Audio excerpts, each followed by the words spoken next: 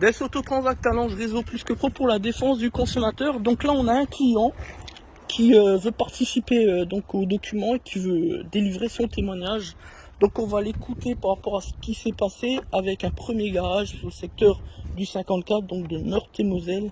On a un client qui a un Peugeot partenaire qui a un problème de joint d'injecteur avec les symptômes qu'on connaît tous, donc les retours pression, le fameux pch, pch, pch, et puis surtout les odeurs de gaz imbrûlé qui entrent finalement dans l'habitacle du véhicule, et donc c'est désagréable pour le propriétaire du véhicule, pour le conducteur.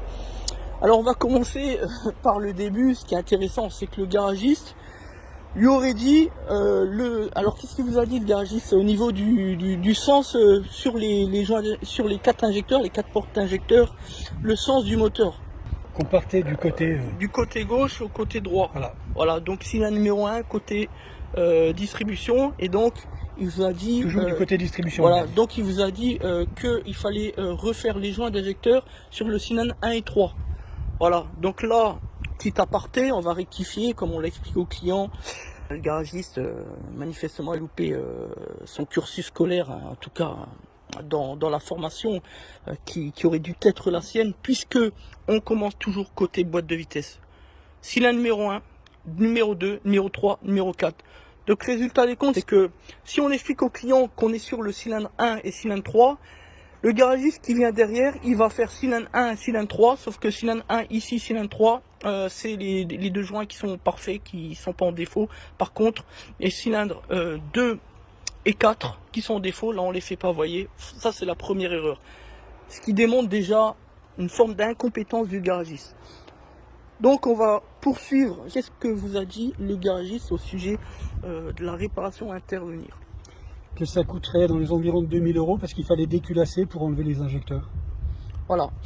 Donc là, on a l'exemple typique du garagiste qui se dédouane de toutes ses responsabilités.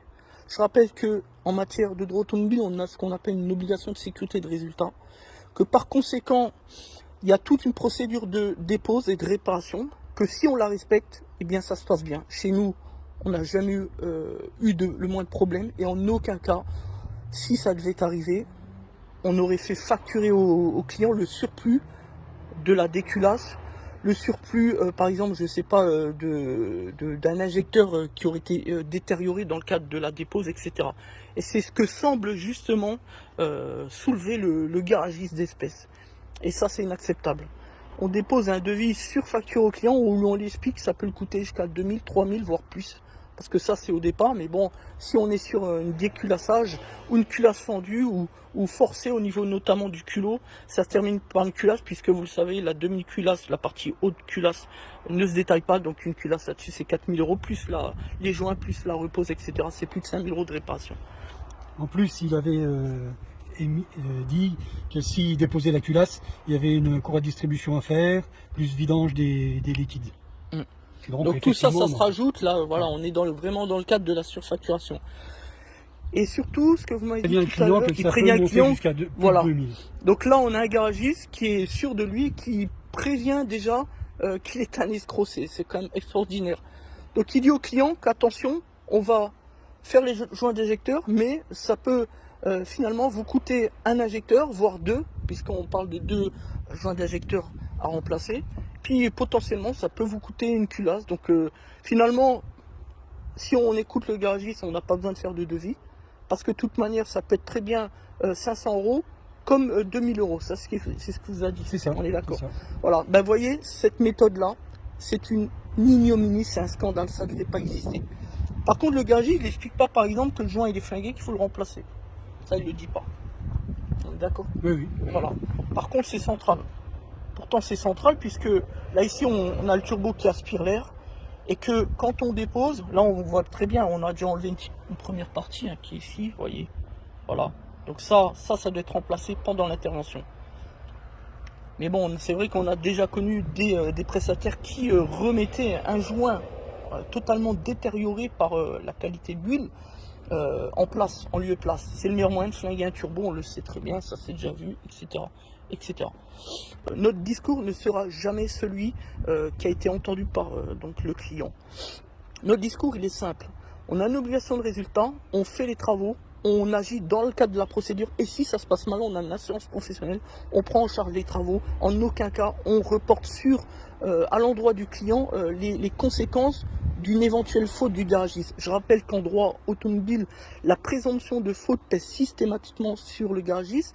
C'est le principe également du renversement de la charge de la preuve, c'est-à-dire que ce n'est pas au client de démontrer que le garagiste a commis une faute, mais par contre c'est au garagiste de démontrer que la conséquence de sa faute, enfin de la faute, on va dire, à mettre au conditionnel, n'est pas liée à son intervention, à son action ou aux conséquences de son action. Voilà, c'est ça la petite différence. C'est ce qui permet, par exemple, comme dans le cadre de la loi de modernisation sur l'harcèlement moral, de donner plus de force à l'action justice de la personne qui a subi donc un préjudice comme le client dans ce cas précis.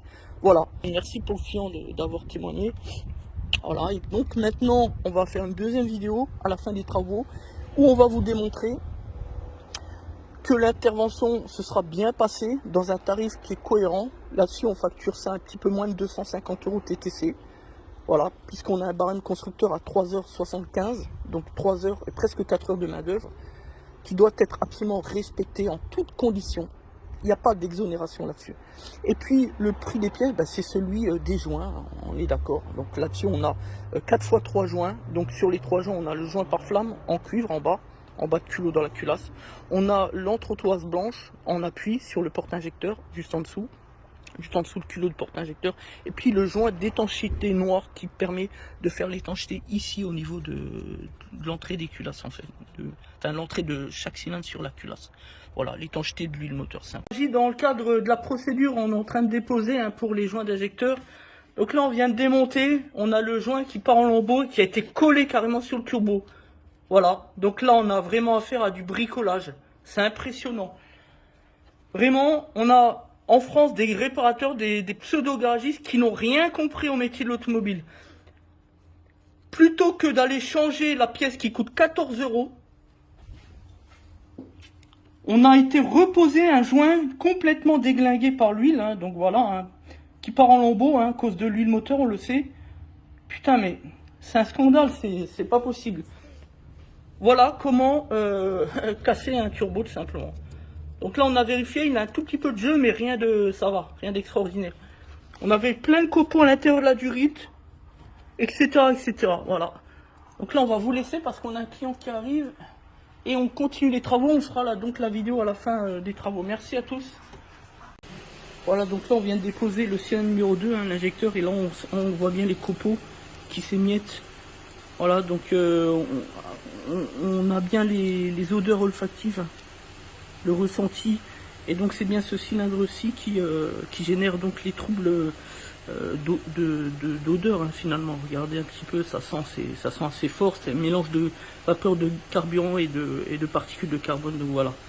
Donc là, cylindre numéro 2, on voit bien, vous voyez, toutes les remontées des acides de particules de carbone. Donc voilà, on va bien nettoyer tout ça. On va faire les 4 cylindres et puis voilà quoi, ici, vous voyez, donc 1, 2, 3, 4, donc là on est sur le deuxième cylindre, on est d'accord. Voilà, donc on va bien nettoyer à l'intérieur du culot, bien aspirer toutes les poussières, etc., les résidus, bien dégraisser, nettoyer, etc., et reposer. Voilà. Donc au passage, je vais montrer comment qu'on remplace le fameux joint ici, joint entrée de turbo basse pression, pour les bricoleurs, parce que manifestement, y en a qui ont du mal avec ça, quoi. Et quand je vois comment qu'on a pu retrouver le véhicule du client là. Regardez, même à une main, avec le téléphone dans l'autre main, même à une main. Bon, avant on a bien nettoyé la durite évidemment. Vous voyez, rien d'extraordinaire. Tac, on fait bien gaffe que la gorge elle est bien en appui, on contrôle l'intérieur pour être sûr que c'est bien en place. Voilà, c'est tout. Voilà. Pour les nuls comme on dit, comme les livres là. Voilà. Vérifie qu'on est bien en place. Et puis voilà, terminé. Et après, on en mange délicatement sur la portée du turbo ici. Vous voyez, on a pris soin de bien nettoyer. Parce que je vous passe les détails, c'était collé. Voilà, on a dû mettre du brûleur. pour bien, du coup ça brille, nickel. Donc voilà, on protège tous les entrées, évidemment, les changeurs, turbo de pression, turbo bas de pression, débitmètre. Et puis voilà. Donc là, on a les cylindres 4 et 2 qu'il va falloir rénover. Du coup, on va faire les 4 d'ailleurs.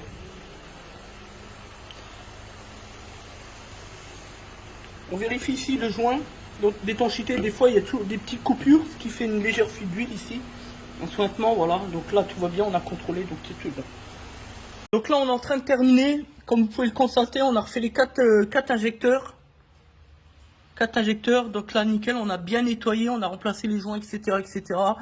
Et maintenant on va expliquer, parce que on a toujours ce club des bricoleurs, hein, tout le monde le sait maintenant, hein. C'est le monde dans lequel on vit. On va montrer comment qu'on resserre des portes-injecteurs pour que tout se passe parfaitement et surtout qu'il n'y ait pas de fuite au niveau de la haute pression. Je rappelle qu'ici, en troisième à 3500 tours, 3200 tours, on a un peu plus de 3000 barres de pression en butée. Il faut le savoir ça. Donc, on rapproche les écrous, les 2 écrous de fixation ici. On les serre un coup pour bien les tasser, bien mettre en appui et on va redesserrer. Voilà. Tac. Vous voyez, bien serré. Maintenant, on redesserre. On libère l'injecteur.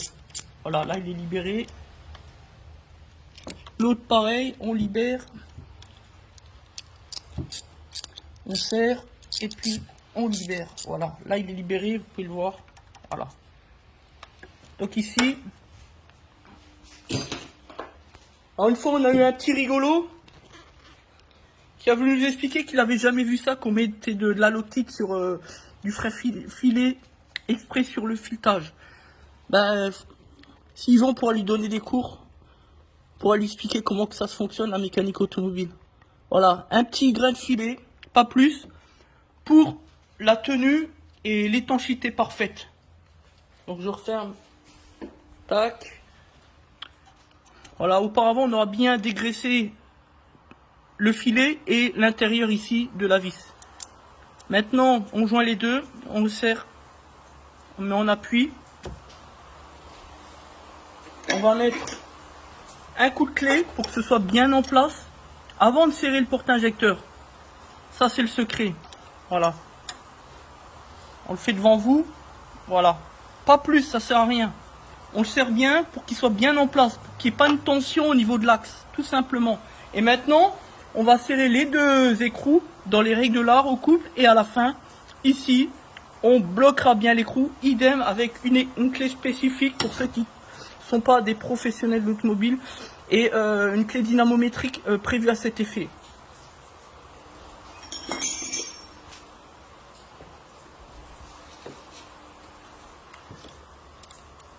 Donc maintenant, comme on vient de le dire, on rapproche tout doucement les 2 en même temps, un petit peu,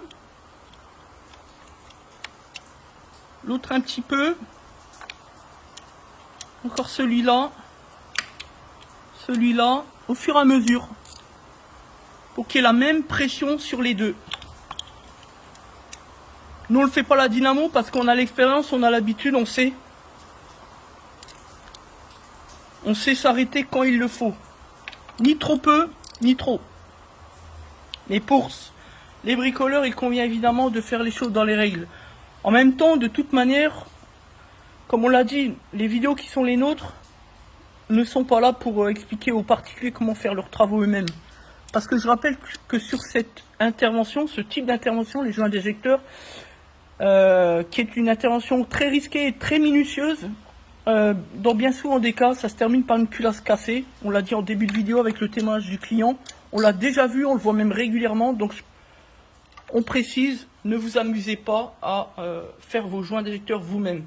À vos risques et périls. Et pour les petits malins qui pensent tout savoir, qui, comme d'habitude, qui se disent « Ah, moi si je sais faire, je fais, moi ceci, moi cela », ce sont les mêmes que l'on retrouve après en après-vente. Ah oui, j'ai fait, mais c'est mon fils ou c'est le copain du fils qui a fait. Puis maintenant, voilà, maintenant culasse, 5000 € de réparation, voilà. De toute manière, sur ce type de personnage, nous on reprend jamais les travaux après l'exécution des travaux faits par le particulier lui-même, faut le savoir. C'est notre droit et on l'exerce pleinement. faut rappeler derrière qu'on a des responsabilités et que on prend pas ce type de risque, on a autre chose à faire du quotidien. On a des clients qui comptent sur nous, par exemple. Voilà. Donc on va vous laisser, on va terminer hors caméra évidemment, puisqu'il s'agit de faire du travail correct pour le client. On a un client qui est soucieux de la qualité du travail qu'on est en train d'exécuter, qui va arriver d'ailleurs dans moins d'une heure, donc on a besoin de terminer les travaux.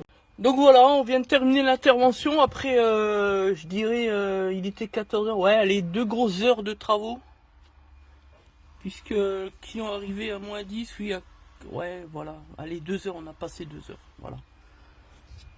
Niveau barème, il donne 3h75, on a passé 2 heures, voilà. Alors, on va faire la mise en route pour confirmer que tout s'est bien passé.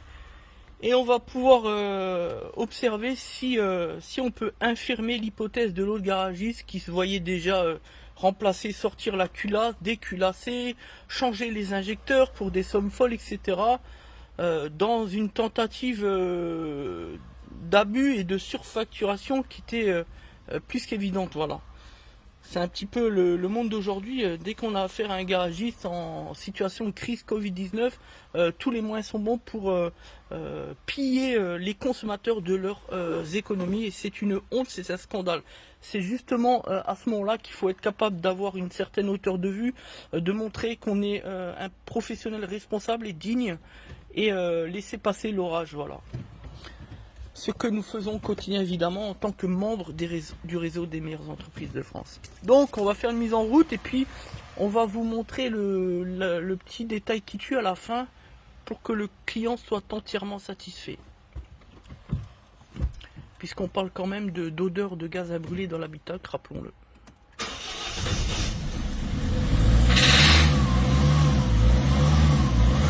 Voilà, donc le petit claquement c'est tout à fait normal, comme on a nettoyé, on a mis un peu de nettoyant frein donc dans les chambres, ce qui est tout à fait normal. Voilà. Donc ben voilà, tout s'est bien passé. Et on va laisser tourner 10 minutes. Donc là ça sent un petit peu mauvais, un petit peu de vapeur. Rien de bien grave. Voilà, donc c'est un Peugeot Partner phase 3, vous l'avez compris. Donc on vérifie toutes les fluctuations. Là ici c'est la suralimentation avec l'échangeur. On contrôle bien. Vous voyez ici on a changé le joint, donc maintenant c'est nickel. Voilà, donc vous l'avez entendu, on a un petit peu de sifflement du turbo, de la turbine. Bon ben ça c'est lié à une intervention sur les joints d'injecteur qui, j'en suis persuadé, a déjà eu lieu une première fois. Puisque vous l'avez vu, hein, on avait ici l'ancien joint qui était totalement collé, et ça vous l'avez compris d'origine, ça n'existe pas, voyez voilà, tout ça c'était collé sur la garde du Cortex Turbo Admission, à ne jamais faire. Ici vous avez les joints par flamme qui sont cramés, ça c'est les entretoises, là les joints, voyez, complètement écrasés, voilà.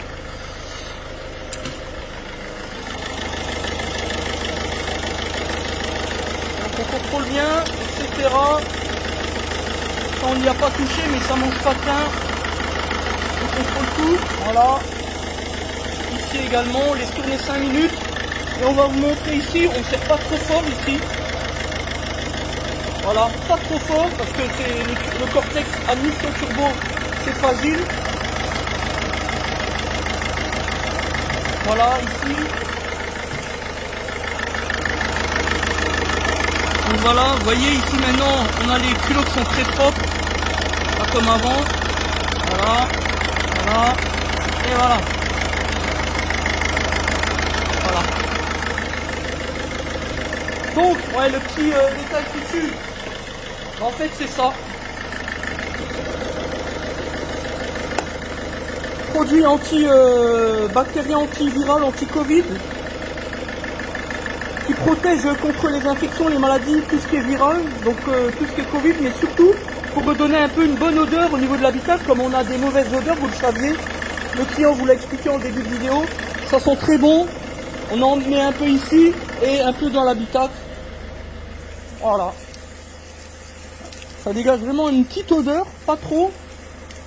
Et ça sent bon et voilà, ça protège contre les bactéries, contre les infections, tout ce qui est viral aussi, on l'a dit, le Covid, tout ça. Voilà, donc nous c'est un produit qu'on travaille avec Wurth en fait, c'est un très bon produit, de très bonne qualité, un peu coûteux, mais comme je le dis toujours, nous on n'est pas regardant sur le prix, nous ce qu'on regarde c'est la qualité avant toute chose pour la satisfaction du client. Voilà, c'est ce qui nous intéresse, nous au final, c'est peu importe combien ça nous coûte, c'est la satisfaction du client. Voilà, donc merci de nous avoir suivis, c'est un réel plaisir pour cette démonstration, le témoignage du client. Ça fait longtemps qu'on voulait en faire une. Après, voilà, nous de toute façon, on est membre du réseau Plus que Pro, on n'a rien à prouver, rien à démontrer. On essaye de se remettre en question matin, midi, soir, chaque jour. Donc je pense que en tant que professionnel sérieux et responsable, professionnel de l'automobile, je pense qu'on fait le travail. Voilà. Le client on ne demande pas plus. Simplement qu'on s'occupe de lui, de ses besoins et qu'on le considère, qu'on ne le prenne pas pour un imbécile, c'est tout. Merci, à bientôt. Des Autotransact à Lange Réseau Plus que Pro.